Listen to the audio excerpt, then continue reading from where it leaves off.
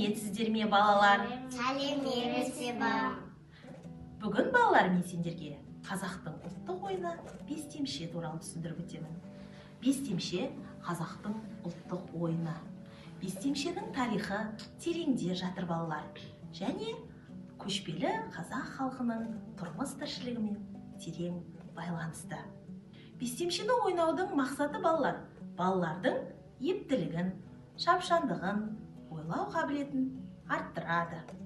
Бестемшенің ойналу ережесімен түсіндіріп өтейін.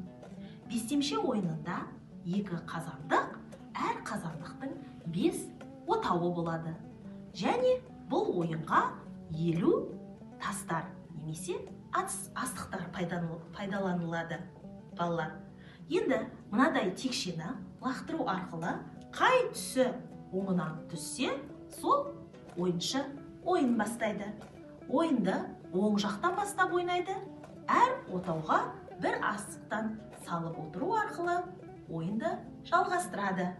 Кімнің қазандығына 26 асық жиналса, немесе қарсыласының отауларында асықтар қалмаған жағдайда ойын жеңімпазы атанады.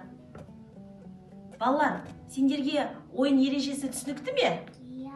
Олай болса, біргелікте ойынды ойнап көрейік.